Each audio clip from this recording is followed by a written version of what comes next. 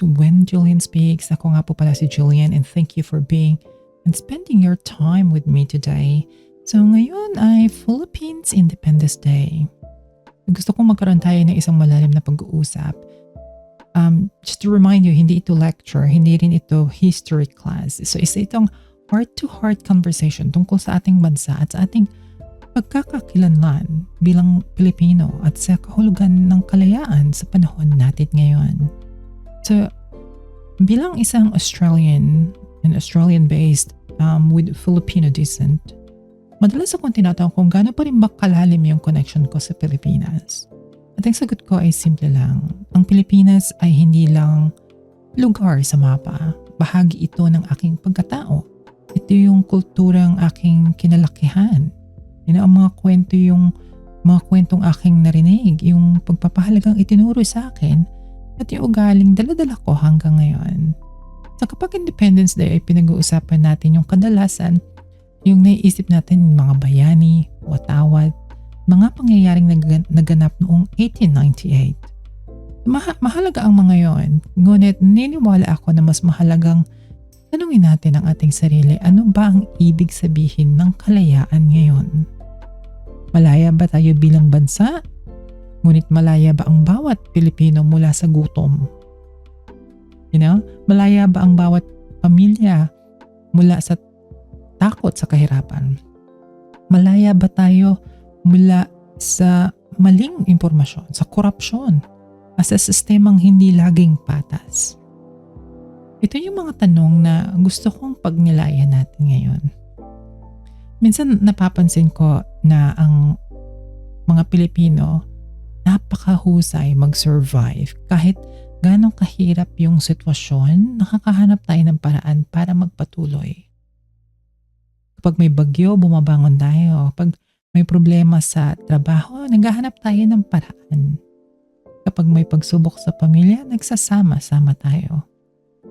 Isa ito sa pinakamagandang trait ng Filipino.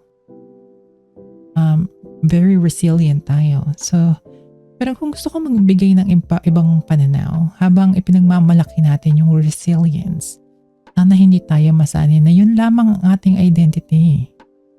Hindi tayo dapat kilalanin lamang bilang mga taong marunong magtiis. Dapat kilalanin din tayo bilang mga taong marunong magpabago ng sistema. May malaking pagkakaiba ang pagtitiis at pagbabago. Kapag may mali, hindi sapat na sabihin natin na kakayanin natin. Minsan kailangan din nating itanong kung bakit pa paulit-ulit nangyayari ang problema at paano ito maayos. Napakaraming Pilipino yung nagsusumikap araw-araw. Gigising ng maaga, sasakay ng mahabang biyahe, mag-overtime, magtatrabaho sa ibang bansa, magsasacrifice para sa pamilya. Ito yung katotohanan ng milyon-milyong Pilipino. Kaya pag pinag-uusapan natin ng kalayaan, kasama rin ito yung pagkakataon ng sapat na oportunidad para sa bawat mamamayan. Hindi dapat maging privilege ang magandang education. Hindi dapat maging swerte lamang yung pagkakaroon ng disenteng trabaho. Hindi dapat nakadepende sa koneksyon ang pag-unlad. Isa sa mga pinakamalaking lakas ng Pilipino yung bayanihan. Diba? Kapag may nasunugan, tumutulong tayo. Kapag may sakuna, nagdo-donate tayo. Kapag may nangangailangan, may handang umalalay. Ito yung ugaling dapat nating patuloy na palakasin. Sa isang mundo na tila na nagiging makasarili, alam mo yun, napakahalaga pa rin ng malasakit sa kapwa. Ngunit kailangan din natin matutunan ang collective responsibility. Hindi sapat na tumutulong lamang kapag may trahedya. Kailangan din natin maging bahagi ng mga solusyon bago pa magkaroon ng krisis. Isa pang mahalagang usapin dito is yung pagpili natin ng leader. Yes. Sa bilang mga mamamayan, isa sa pinakamakapangyarihang karapatan natin ay yung pagboto. Yung pagboto na hindi simpleng paglalagay ng pangalan sa balota. Hindi desisyon para ito yung desisyon para sa kinabukasan ng bansa. Alam niyo yun. So minsan naakit tayo sa kasikatan, magandang slogan, the viral videos, o sa mga pangakong magandang pakinggan. Yan. Ngunit bilang responsible na tao, na mamamayan, kailangan din nating tingnan yung track record, yung integridad, yung kakayahan, yung tunay na serbisyo. The reason why is because ang dami dito yung mga naakusahan na nagkaroon na ng kaso ng plunder and everything, ganyan. Nakakatakbo, nananalo pa rin. Diba? Ewan ko ba, talagang sa totoo lang minsan na ang tanong dito kasi hindi kung sino yung pinakasikat. Alam mo yun, ang tanong dito, sino yung may kakayahang maglingkod? Sino yung may malinaw na plano? Sino yung may integridad kahit walang nakakakita? Sino yung handang managot pag nagkamali? Isang democracy, I think, country or demokrasya, let's just say, ito yung kalidad ng liderato na madalas sumasalamin sa kalidad ng mga desisyong ginagawa ng mga botante. Hindi ito madaling usapin. So, hindi naman ako political na tao, pero mahalaga na pinag-uusapan din natin ito, right? We're all taxpayers.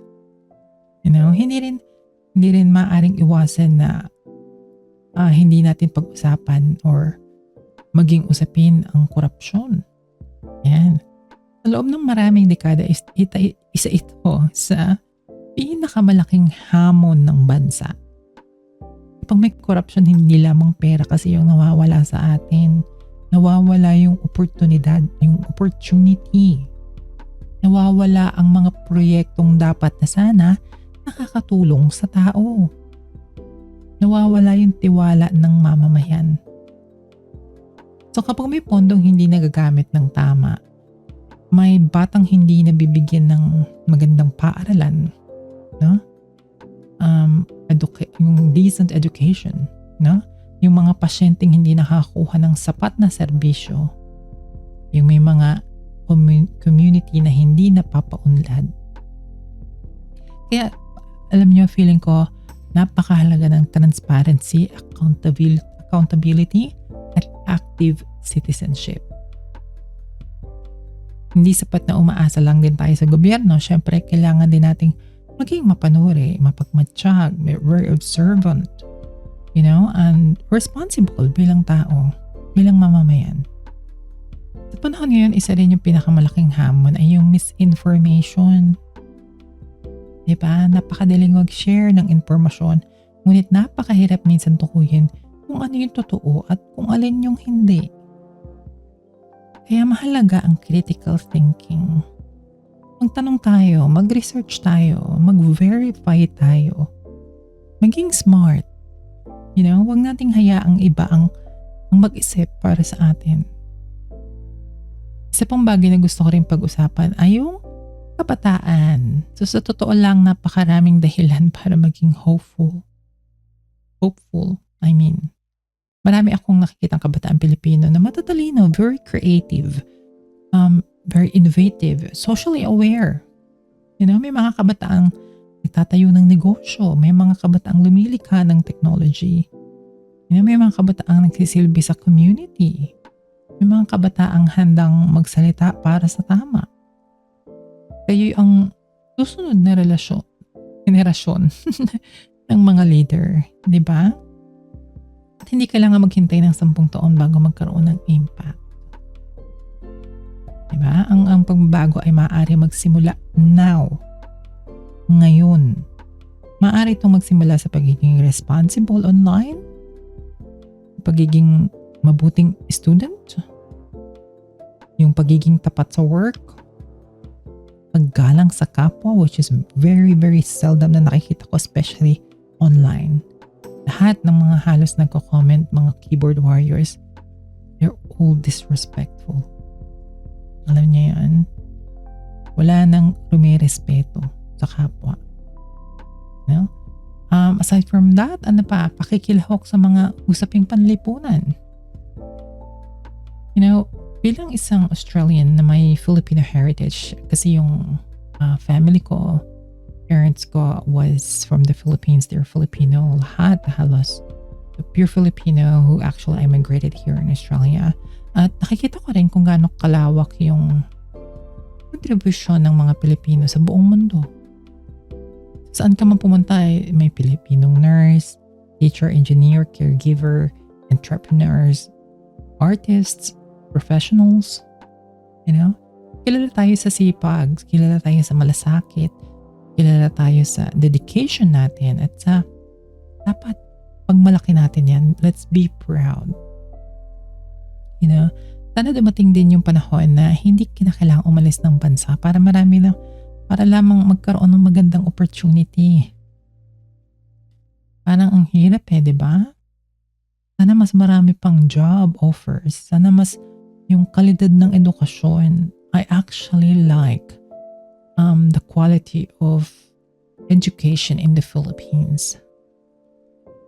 Diba? Meron tayong may pagmamalaki. Kailangan lang natin na bigyan ng pansin at maintain, i-uplift. At ito ay pinaka-importante. Sana magkaroon tayo ng mahusay na healthcare. Diba? Yung matatag na institusyon, yung mas marami pagkakataon para sa bawat Pilipino. Kapag naisip ko yung kinabukasan ng Pilipinas, hindi ako nawawala ng pag-asa. Oo, maraming problema, may kahirapan, may korupsyon, political division, diba? Na-divide na ang buong Pilipinas when it comes to politics.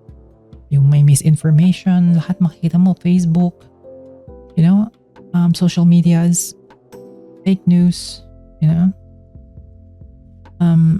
yung mga sistemang kailangan pa talagang ayusin.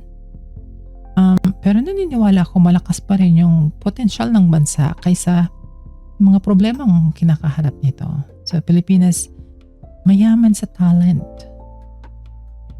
Alam mo yan, mayaman tayo sa likas na yaman. Sana lang talaga pangalagaan, suportahan para sa ikabubuti ng Pilipinas. Mayaman tayo sa culture. Mayaman tayo sa mga taong handang magsumikap. At yun yung nagbibigay sa atin ng hope. Sa araw na ito ng kalayaan, sana hindi lamang tayo magdiwang, sana magmuni-muni rin tayo, everyone. Anong uri ng bansa ang gusto nating iwan sa susunod na henerasyon? Big question. Next, anong question pa? Pwede natin anong uri ng mamamayan ang nais nating maging? Ano ang magagawa natin kahit maliit lang upang makatulong sa pagbabago? Dahil yung tunay na kalayaan, hindi lamang karapatan Ito ay responsibility as well. Responsibilidad nating maging mabuting mamamayan, maging tapat, maging makatao. Naggamitin natin yung boses para sa kabutihan. At yung responsibilidad nating magmahal ng bayan, hindi lang sa salita, kundi sa gawa. So, katapos ng episode na to, nais ko yung sabihin pala na proud din ako na meron akong Filipino heritage. Proud ako sa ating kasaysayan. Proud ako sa ating culture. Proud ako sa tibay ng loob ng ating mga kababayan. Ngunit higit sa lahat, proud ako na may kakayahan tayong mangarap at magbago. Diba? Happy Philippine Independence Day sa inyong lahat, mga kapwa kong Filipino. Naway patuloy nating ipaglaban ng Pilipinas ng mas makatarungan, yung mas maunlad. Diba? Yung mas responsable at mas may malasakit sa bawat mamamayan. Once again, ako po si Julian Lay from When Julian Speaks. Maraming salamat sa inyong pakikinig at mabuhay ang Pilipinas.